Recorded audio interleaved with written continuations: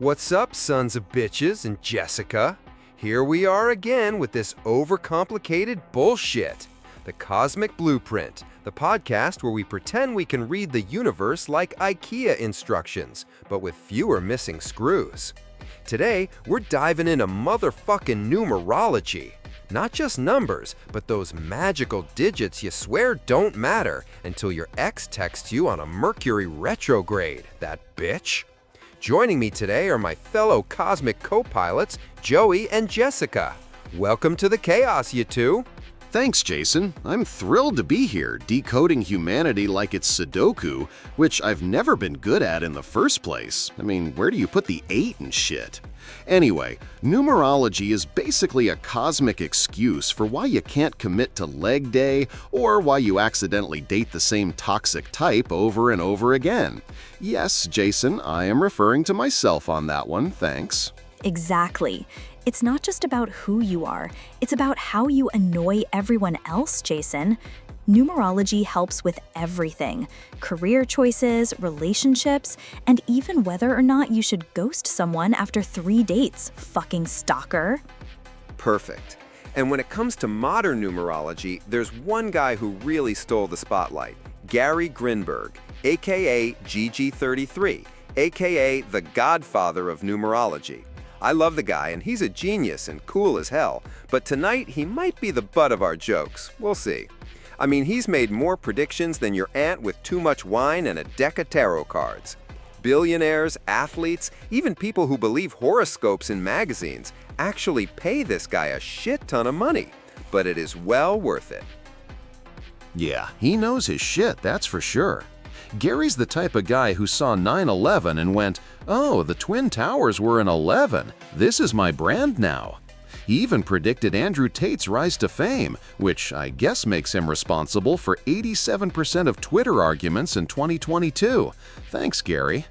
But let's be real, some fans swear by him, and others are like, I paid $300 for a reading and got ghosted harder than Jason on Bumble. But Jason gets ghosted on any platform, who are we kidding? Gary G is definitely the man, and a man I would love to pick his brain. Oh, who am I kidding? I'd love to fuck the dude. Might make me richer. Okay, fair. But hey, let's teach our listeners how to do this themselves before they sell a kidney for a Gary reading, or decide to go fuck 'em because Jess is saying it's fair game. All right then, moving on, let's get into life path numbers, aka why you're like this and shit. Your life path number is your cosmic GPS, except it still tells you to turn left into a fucking lake sometimes. Add up your birth date until you get a single digit.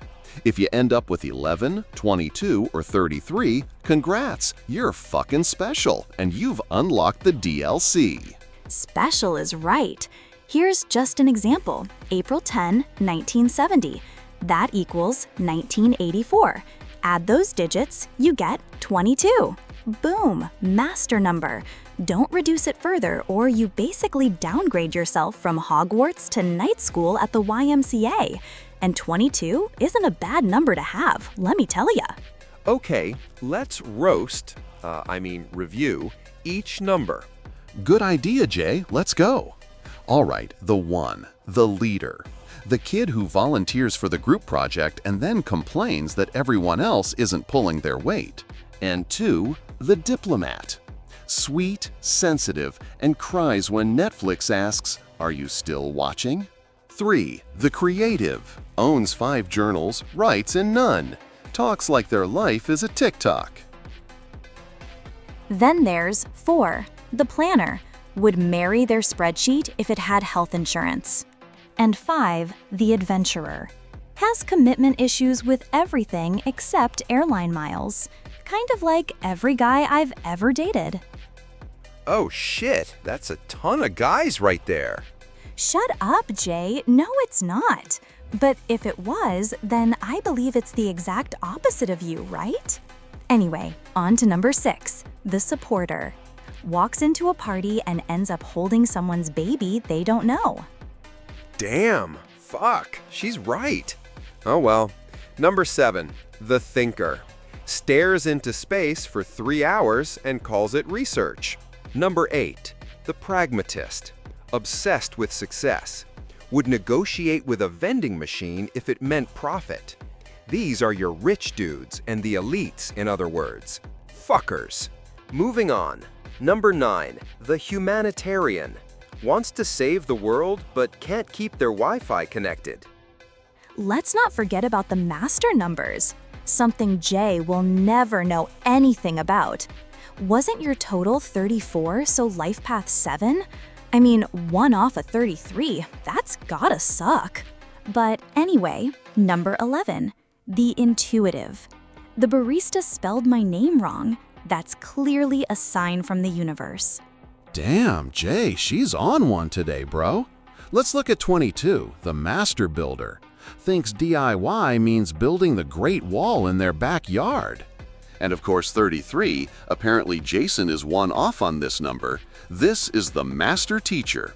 Believes they're Gandhi and Yoda's love child, but salt if you unfollow them.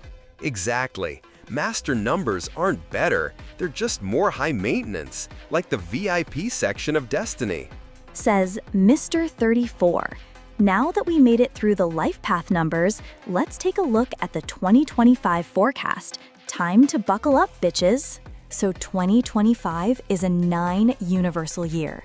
Translation, the world is Marie Kondoing itself. If it doesn't spark joy, or at least Venmo you, it's getting tossed. But here's the kicker, it's ruled by Mars. So picture this, on the outside, the vibe is let go and let flow. But under the hood, it's Red Bull, rage, and road rage. Basically, the universe is telling us to do yoga while throwing hands. It's a fucking shit show. Yeah, it's like getting invited to a meditation retreat, but the retreat leader is Conor McGregor. The whole year is about closure, completion, and big humanitarian vibes, but with the energy of a toddler who just discovered espresso. Which means, depending on your life path, you're either going to reinvent yourself beautifully or scream cry in a Walmart parking lot. Maybe both. Think of it as spiritual spring cleaning, except you'll also want to start 3 side hustles, break up with your barber, and suddenly decide you're a crypto expert again. I think Jason has already completed each one of those. Well, fuck, I suppose I have. But anyway, buckle up, you silly Sallies. 2025 isn't a chill Netflix documentary, it's a reality show reunion episode. And no, Jess, I did not say Netflix and chill. I said a chill Netflix documentary. Get your head out of the gutter. Read aloud. Yeah, I did think you said it the other way, that's for sure. Which brings us to the compatibility chart, love but make it messy, like facials and other gross porn stuff. This is everyone's favorite section, compatibility. Or as I like to call it, why your ex sucked and your next will too. Right, Jess? Just like all of the city, since I think you dated the entire city of men out there. Hey, fuck you, I'm just playing around. Now, compatibility of life path 1, best with 3, 4, 5, 6, or 7. Basically anyone willing to listen to them boss around the universe. Worst match? Themselves. The ego clash would level a city. Then there's life path 2, matches with 6, 8, or 9. They need someone nurturing because otherwise they'll write sad poetry about it. Avoid dating a 5 unless you love crying alone in IKEA. And life path 3 works with 1, 5, 7, or 9. Creatives just need someone who won't mute them during a rant about their vision board. If you're dating a 3, prepare for endless TikTok dances in public. But life path 4, compatible with 1, 7, 8. Honestly, their ideal partner is a filing cabinet. No one else understands their passion for order. Life path 5, best with 1, 3, 5, or 7. Basically, people who don't mind being ditched mid-road trip because the vibe shifted. Worst match? Anyone who owns a calendar. Life path 6, loves 2, 4, 8, or 9. Caregivers who want to marry someone just so they can pack their lunch forever. They'll smother you, but at least you'll never forget your jacket. Oh shit, that's good. Here's life path 7. They need a 1, 3, 5, or 6. A loner until they find someone who likes awkward silences and staring into the void. Their pillow talk is just, what is the meaning of life? And life path 8, great with 2, 4, 6, or another 8. Thinks love equals business partnership. Happy anniversary, babe. Here's our quarterly report. Again, these fuckers are the elites and billionaires. Finally, life path 9 matches with 2, 3, or 6. Wants to save the planet, but also expects you to Venmo them half the rent. Ideal partner? Someone who won't roll their eyes when they start every sentence with "we as a society." Well, let's not forget about the master numbers, of course. 11. Shit, they need another 11 because only they can handle the drama. Everyone else calls it soul connection. I call it a season of keeping up with the 11s. And a 22? Well, these fuckers are great with 4 or 33. They'll build a life together, literally. Oh, it's date night? Let's assemble a pyramid. And of course, my one-off, 33. Their matches are with 2 or 4. Basically needs someone patient enough to put up with their "I'm here to heal the world" speech again. In short, don't panic if you're not compatible. Just know the red flags ahead of time so you can ignore them in peace. I mean, let's face it, we all can't date the entire city like Jessica over here. Some of us have to get down with what will even say hi to us, and even then, that's not many people. Fuck, this got depressing. Oh, Jason, you give yourself too much credit. No one says hi to you. Cooked. All right, something a little happier, I suppose. The Chinese zodiac, spirit animals with attitude. The Chinese zodiac gives us 12 spirit animals. Think of it as Hogwarts houses, but with more farm animals. Like the rat, smart, sneaky, would definitely run a shady but successful Etsy shop. The ox, steady and dependable, the kind of person who actually reads the terms and conditions. The tiger, competitive, fights toddlers at Chuck E. Cheese to teach them a lesson. Don't forget about the rabbit, sweet and shy, basically the cottagecore influencer of the zodiac. And the dragon, main character energy, probably has a CEO title in their Instagram bio. Then there's the snake, intuitive, wise, and just a little scary, like your therapist who knows too much. And the horse, independent, fun, disappears at parties without saying goodbye. Don't forget about the goat. No, not Michael Jordan either. Gentle and kind, but low-key plotting your downfall with a smile. The monkey, chaotic genius, the person who yells shotgun before you even mention a car. The rooster, meticulous, wakes you up at 6 a.m. for no reason. And the dog, loyal, but will 100% judge you silently. Finally, the pig, pure-hearted, generous, and your best drinking buddy.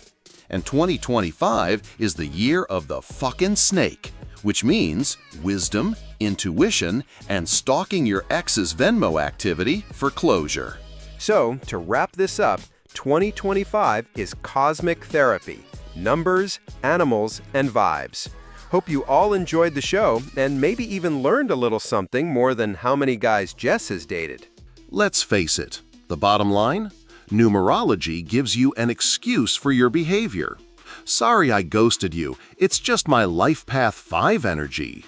Exactly. Use the blueprint, but don't be that person who blames Mercury retrograde when you just forgot your password. Right on. Now go forth, embrace the chaos, and remember, if it doesn't work out, blame Mars. Oh, and one final thing. Gary G33 really is the fucking man. That guy is so entertaining and so much fun to watch and listen to. And the dude actually knows his shit. I mean, we literally base our show off of his teachings, every show.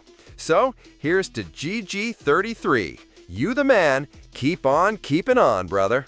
Well, once again, thank you for tuning in to our show. These shows are a blast to make and all done with artificial intelligence, specifically Jenny.lovo.ai. This might just be the best and easiest platform anyone can use, definitely beginner-friendly. So really, we got 2 organizations to thank, but never get paid for when mentioning any names, hint, hint, Gary Grinberg and our amazing audience. Thank you. We'll see you next time.